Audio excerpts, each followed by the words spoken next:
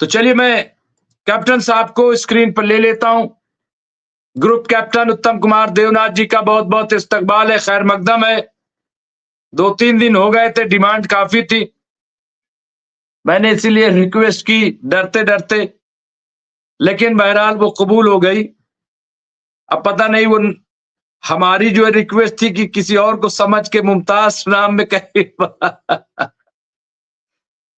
बहरहाल बहुत बहुत इस्तकबाल है। और हमारे ग्रुप कैप्टन साहब, मैं बार बार इसलिए बताता हूं, जो लोग नए लोग जुड़ते हैं, कि ग्रुप कैप्टन साहब का एक तो 35-40 साल का भरपूर तजर्बा है मिलिट्री का।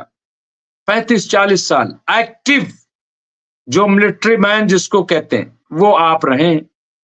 और इसी बुनियाद पे देखिए, जब 35-40 साल कोई एक्टिव रह करके सुबुकदोश होता है, तो जाहिर है कि वो एक्सपर्ट ही होता है। और वो कैप्टन साहब हमारे इस लिहाज से इस वक्त बेहतरीन जो एक्सपर्ट हो सकते हैं, उनमें से एक है, वॉर एक्सपर्ट भी, मिलिट्री एक्सपर्ट। इसके साथ साथ कैप्टन साहब जो जियो पॉलिटिक्स पर नजर रखते हैं, इंटरनेशनल पॉलिटिक्स पर, वो भी अल्टीमेट है। और कई बार यही वजह है कि लोग जो है थोड़ा से कंफ्यूज भी होते हैं जब वो पॉलिसीज पर बात करते हैं, कि किसकी क्या पॉलिसी है, वो क्या चाहते हैं, उनका क्या मंसूबा है, और एक एक बात वो बताते हैं। तो थोड़ा से वो होता है।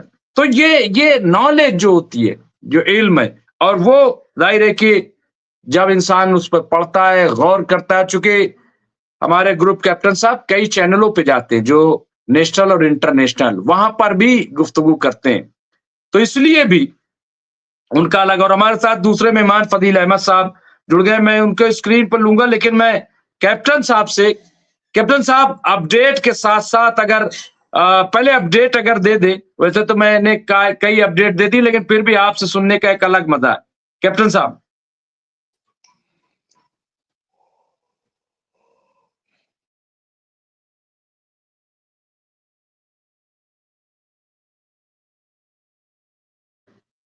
अनम्यूट कर लें। थैंक यू डॉक्टर रिजवी, आपने ज्यादा ही कुछ तारीफ कर दी। बात यह है कि मैं अभी 2 मिनट पहले तक और किसी चैनल पर लाइव चल रहा था, जैसे ही वो खत्म हुआ तो आपको ज्वाइन नहीं नहीं, बाखुदा मैंने बिल्कुल ज्यादती नहीं, बल्कि मैं तो अब बहुत जल्दी एक प्रोग्राम ऑर्गेनाइज करने वाला हूं, जिसमें आप सबको मैं एक बड़ा प्रोग्राम, और उसमें लाइव लोग सुने और उसको हम लाइव चलाएं। ऐसा हम बहुत जल्द एक प्रोग्राम बिल्कुल जो न्यूट्रल रहेगा, और सिर्फ हम उसमें आप लोगों को सुनेंगे। तो हमने बिल्कुल जिसको कहते हैं कि ज्यादती नहीं की है, बल्कि जो आपका हक है उससे कम ही हम कह पाए, चूंकि हमें पता नहीं बहुत ज्यादा। जी, तो शुक्रिया। हाँ, जी हाँ और डॉक्टर हमारे रिजवी, साथ एक और मेहमान जुड़ गए, फदील अहमद साहब, मैं उनका भी इस्तकबाल कर लेता हूं। और एक आज नए मेहमान एक और हमारे साथ जुड़ गए, बहुत सीनियर सऊद अख्तर साहब हैं। अ, बहुत सीनियर सहाफी हैं, जर्नलिस्ट हैं और एक्सपर्ट हैं। सऊद जो विदेशी मामलों के, फॉरेन अफेयर्स और खास तौर से मिडिल ईस्ट, वो उसके एक्सपर्ट हैं। थोड़ा आप बैक में आपके लाइट है और फ्रंट आपका वो हो रहा है, मैं तब तक कैप्टन साहब से वो कर रहा हूं, आप अपनी लाइट थोड़ी सी वो कर लें ताकि चेहरा साफ आ जाए। जी कैप्टन साहब, अनम्यूट कर लेंगे। जी जी हाँ डॉक्टर रिजवी, आज तो बहुत ही शानदार खबर आई है कि हमास ने हमेशा की तरह से, खास तौर से जब से सीज़फायर फेज 1 चालू हुआ है, हमेशा की तरह से हमास ने आज भी पहल करते हुए बहुत शानदार खबर दी है कि भाई अगर बातचीत ठीक तरह से चलती है आगे, तो वो फेज 2 में, द्वितीय चरण में, वो बाकी जितने इजराइल के बंधक हैं सबको एक साथ छोड़ने के लिए तैयार है। यानी अब तक जैसे होता रहा है कि जैसे 33 बंधकों को इजराइल के बंधकों को छोड़ना था, तो जैसे 2-2, 3-3, 5-5 करके छोड़ते हैं। हमास ने आज बोल दिया कि अगर बातचीत ठीक से चलती है तो फेज 2 में जितने भी 60 बंधक बचे हैं, जिंदा या मुर्दा, उनको एक साथ छोड़ दिया जाएगा। तो मेरे ख्याल से हमास ने अब तक का ये बेस्ट बयान दिया है, और आप देखेंगे इसका पॉजिटिव एक रिस्पॉन्स भी आएगा।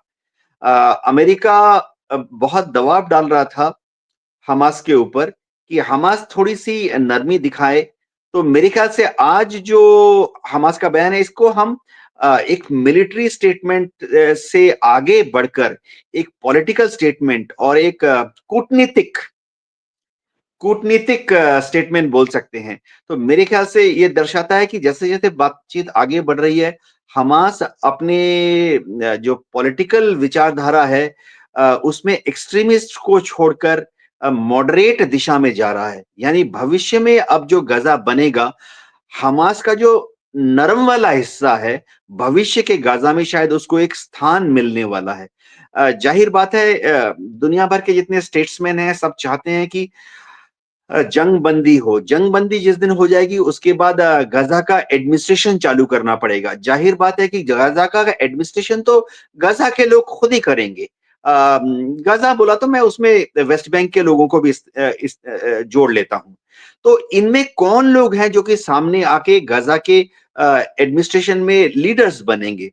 तो अगर जैसा कि पहले भी बात हो चुकी है, अगर हमास एक मॉडरेट रुख यानी middle of the path follow करता है, जिसमें वो ये हिंट दे कि भविष्य में वो हथियारों का इस्तेमाल कम करेगा और बातचीत का इस्तेमाल ज़्यादा करेगा और एक रिकंसिलिएटरी स्टेप लेगा। मैं मानता हूँ कि फिलिस्तीन के लोगों के ऊपर काफ़ी अत्याचार हुआ है, लेकिन हमास अपने कड़े रुख से थोड़ा-सा नरमाई की तरफ अगर जाएगा, जो कि आज उसने दिखा दिया, तो आने वाले समय में हमास को गाज़ा के एडमिनिस्ट्रेशन में जगह मिल सकती है।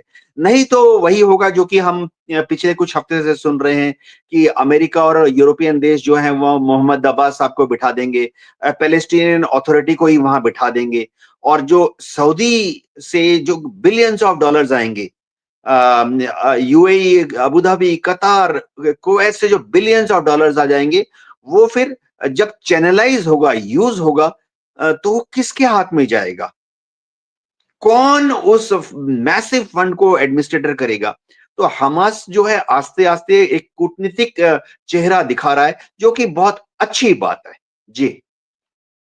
बहुत-बहुत शुक्रिया कैप्टन साहब, बहुत-बहुत शुक्रिया। और एक बड़ी खबर की तरफ मैं इशारा करूंगा और ये सुल्तान साहब ने अपडेट किया है कि ट्रम्प ने यूक्रेन को $500 बिलियन का बिल थमा दिया है और कहा है कि इसे अदा करो।